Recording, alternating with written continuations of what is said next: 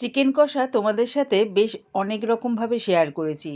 আজকে শেয়ার করলাম একদম জল ছাড়া চিকেন কষা কিভাবে বানিয়ে নেবে, সেটাই আজকে ভিডিওর মাধ্যমে প্রিয়া ইপসা কিচেনের থেকে শেয়ার করলাম। রেসিপিটা ভালো লাগলে প্লিজ আমার চ্যানেলটিকে লাইক করে দিও। তবে দেখে নাও আমি এটা কেমনভাবে তৈরি করি। চিকেন কষা করার জন্যে আমি এখানে হাড় সমেত চিকেন নিয়েছি 600 গ্রামের মতন। চিকেনটাকে প্রথমে ম্যারিনেট করে নেব।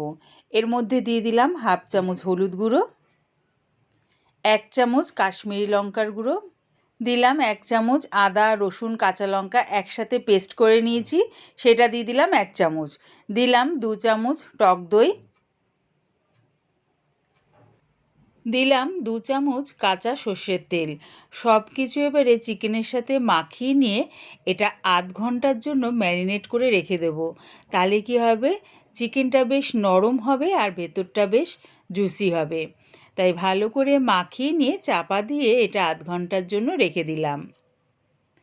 আধ ঘন্টার পর চাপাটা খুলে রান্নাটা করে নেব। আর আমি চিকেন কষার জন্যে ছোট ছোট আলু 2 টুকরো করে কেটে নিয়েছি।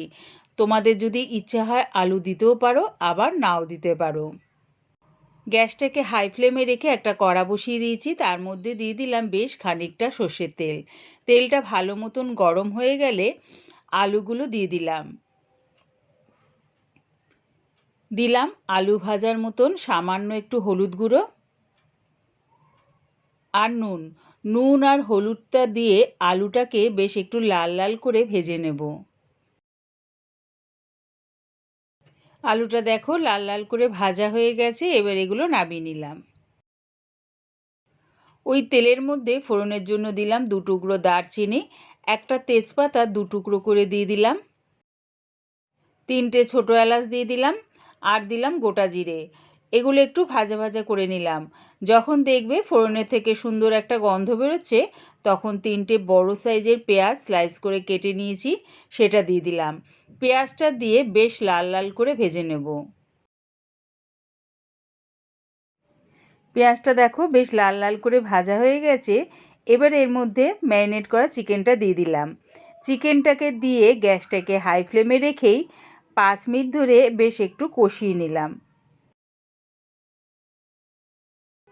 চিকেনটা 5 মিনিট কষিয়ে নেওয়ার পর এবারে দিয়ে দিলাম 2টো বড় সাইজের টমেটো পেস্ট, দিলাম 1 চামচ ধনের গুঁড়ো, হাফ চামচ জিরের গুঁড়ো, হাফ চামচ ঝাল লঙ্কার গুঁড়ো।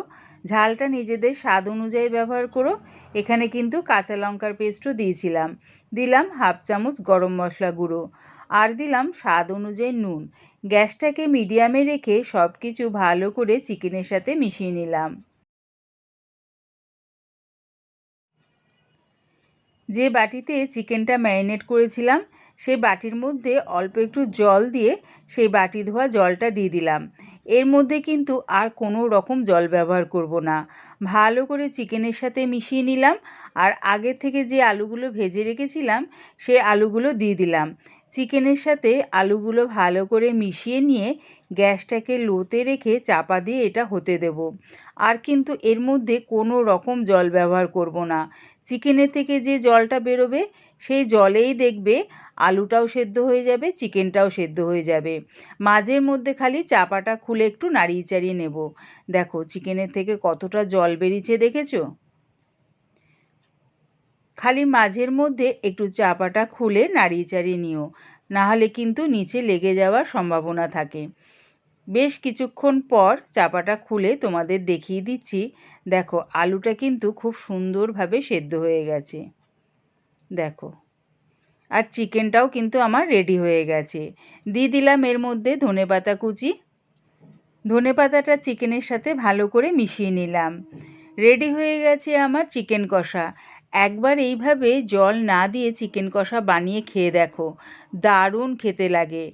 এটা তোমরা রুটি পরোটা নান ফ্রাইড রাইস পোলাও সব কিছুর সাথে ভীষণ ভালো লাগে। আমার এই চিকেন কষার রেসিপিটা পুরো দেখার জন্যে প্রিয়া ইপসা কিচেনের থেকে তোমাদের সবাইকে অনেক ভালোবাসা রইল। রেসিপিটা যদি ভালো লাগে প্লিজ আমার চ্যানেলটিকে সাবস্ক্রাইব করে দিও।